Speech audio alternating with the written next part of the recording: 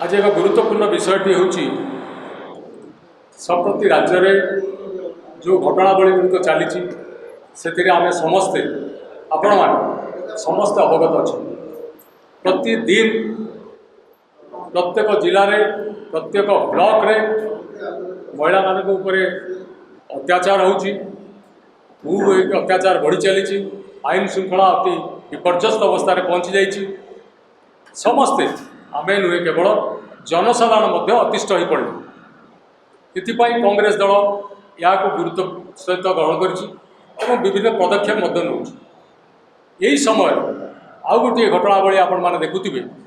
राज्य सरकार ये डबल इंजिन सरकार आसवा पर वर्तमान गोटे लुट्र व्यवस्था आरंभ कर लुट एवं रंग परिवर्तन करने ये रंग कौन ये ओडिशा तार सृष्टि दिन ठार आज पर्यंत विभिन्न प्रकार कार्यक्रम रे ओडिशार डेवलपमेंट करा जायछि कोठी ही पारिनी केतेबेले चेष्टा करा जायछि किंतु रंग परिवर्तन ये गोटे नुआ ढांचा रे परिणत हो जायछि गत 30/7/2025 रे राज्य सरकार तांकर गोटे नोटिफिकेशन कले आगुरी तो आपण माने देखिचंती ये सरकार आसवा बेले गोटे मास भितर पूर्वतन सरकार जो लक्ष्मी बस चलई तार गोटे रंग बदलिया आसीगला आपण मैंने देखिथे प्राय अराउंड 100 crores पाखापाखि खर्च होला लक्ष्मी बसर रंग बदलिया गेरुआ रंग करने तापर बर्तमान आरंभ होगा ये 2-3 मास पूर्वर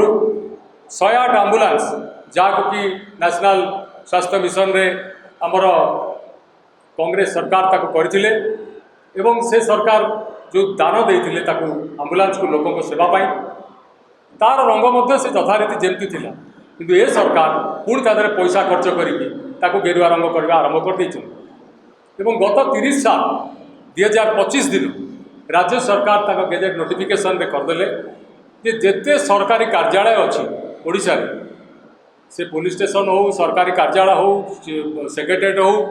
सबू कार्यालय को गेरुआ रंग बर्तमान करा ये आ गोटे हरिलुट संस्था आर्थिक बोझ राज्य उपरे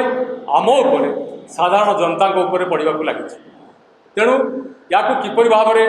लोक मैंने हजम करेंगे रंग एवं पुणी रंग बदला जाऊँच रंग क्या उद्देश्य बदला गेरुआ रंग हो गले कौन ये चली नारी मान अत्याचार आईन श्रृंखला विपर्यस्त अवस्था